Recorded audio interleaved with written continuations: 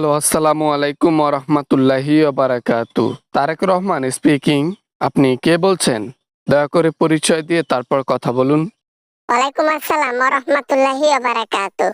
Sir, আমি মমতাজ বেগম বলতেছিলাম, গায়িকা মমতাজ বেগম। আমি তো জেলের মধ্যে বন্দি, এইখান থেকে আপনাকে ফোন করছি কিছু বলার জন্য। সিঙ্গার মমতাজটা আবার কে? চিনলাম না তো। ও, মনে পড়ছে। মোটা করে যে গান গায়, বুকটা ফাইটা যায়, ওই লোকটি নাকি? ওই মানুষটি নাকি আপনি? জি স্যার, আমি ওই মানুষটাই। এখন আর মোটা নাই, এখন চিকন হয়ে গেছি। ওই যে রিমান্ডের জ্বালায় চিকন হয়ে গেছি, যেটা বলার জন্য ফোন করছি স্যার। বলবো? আমার কাছে তোমার কি দরকার থাকতে পারে জানা নাই, তবে ফোন যেহেতু করেছো সেহেতু শুনেই ফেলি যে কি দরকারে ফোন করছো। বলে ফেলো, কি কি জন্য ফোন করছো তুমি? স্যার, আমার মুক্তির ব্যবস্থা করেন স্যার। আমি মনে প্রাণে বিএনপি করি। আমি মনে প্রাণে বিএনপি কে ভালোবাসি। আওয়ামী লীগ উপর দিক থেকে দেখাইছিলাম, মন থেকে বিএনপি ছিলাম আমি। তোমার মিষ্টি কথায় চিরা ভিজবে না, বুঝছো? এখন উল্টাপাল্টা কথা বলে তোমাকে ছাড়ানো হবে, আর আমরাই বা তোমাদেরকে ছাড়াবো কেমনে?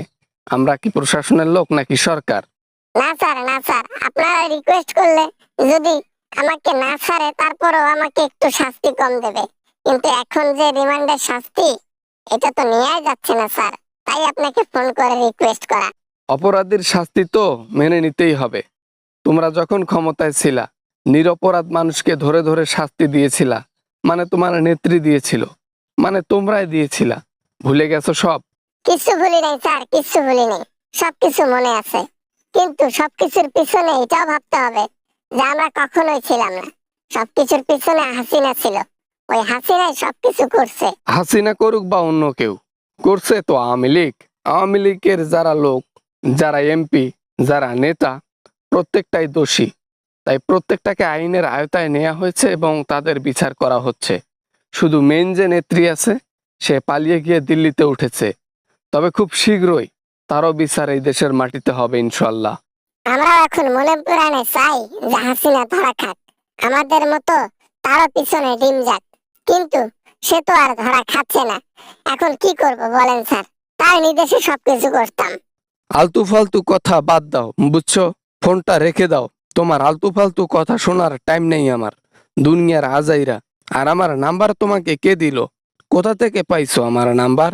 স্যার, এখানে তো অনেক নেতা কেতা বন্দী হয়ে আছে। আনিসুল হক তার কাছে পাইছি। সালমান এফ রহমানের কাছেও আছে। তাদের কাছে নিয়েছি আপনার নাম্বারটা রিকোয়েস্ট করার জন্য। হয়েছে তাহলে রিকোয়েস্ট, এখন তাড়াতাড়ি ফোনটা রেখে দাও। আর কথা বলতে চাই না। অপরাধীর শাস্তি নিশ্চিত, তোমাদের কোনো ছাড় দেওয়া হবে না, ঠিক আছে? তাই শাস্তি তোমরা মনে প্রাণে উপভোগ করো। স্যার, যদি একটু দেখতেন স্যার, আমাদের শাস্তিটা একটু কমানোর যদি ব্যবস্থা করতেন স্যার, তাহলে চিরঋণী হয়ে থাকতাম।